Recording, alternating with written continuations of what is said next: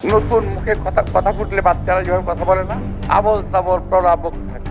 অনেক দল, অনেক ব্যক্তি যারা আছে কথাবার্তা বলছেন, এমনভাবে কথাবার্তা বলছেন যে আমি মাঝে মাঝে হঠাৎ যদি সুযোগ হয় টেলিভিশনের সামনে দেখি ওরা কথাবার্তা বলেন, মনে হয় যে বিএনপি যেন আওয়ামী লীগের দোসর,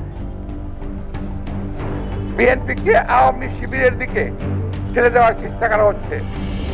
আর আমি পরিষ্কার ভাবে বলতে চাই, ভারতের দোসর আওয়ামী লীগ, তাদের দিকে যারা বিএনপিকে ঠেলে দিতে চায়, আমি বলবো আপনারা নিজের চেহারাটা আয়না দিয়ে দেখুন, নিজের অন্তরটাকে আয়না দিয়ে দেখুন। দেশবাসীকে আজকে ফাঁকি দেওয়ার চেষ্টা করবেন না। বিএনপি 17 বছর রাজপথে লড়াই করেছে।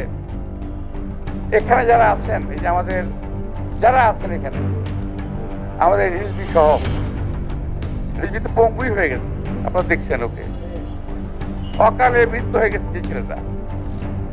তো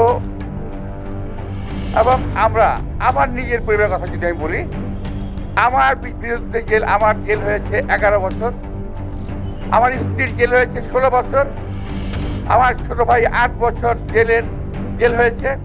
17 বছর প্রবাসী থেকে আজকে বাংলাদেশে ফেরত আসতে পেরেছে, আলহামদুলিল্লাহ।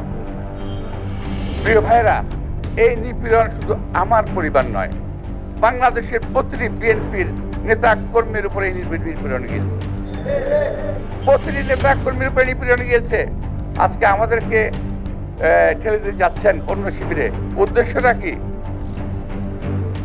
আওয়ামী লীগের সিল মারতে চান, আমাদেরকে ভারতের দালাল বানাতে চান? এই কথা কখনো চিন্তা করবেন না।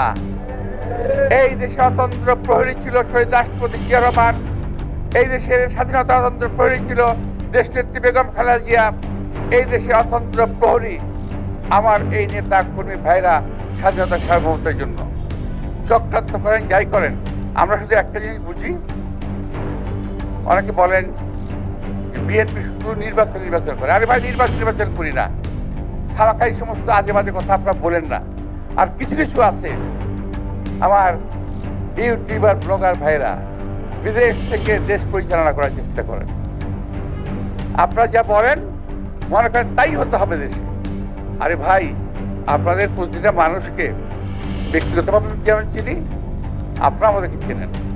আপনার জ্ঞান গরিমায় যথেষ্ট উন্নত, অনেক অনেক লেখাপড়া আপনারা করেন, কিন্তু এই সমস্ত জ্ঞান গরিমা গুণ, এই সমস্ত বুদ্ধি কথা বলে এমন কিছু করবেন না যাতে একটা বিভেদ সৃষ্টি হয়।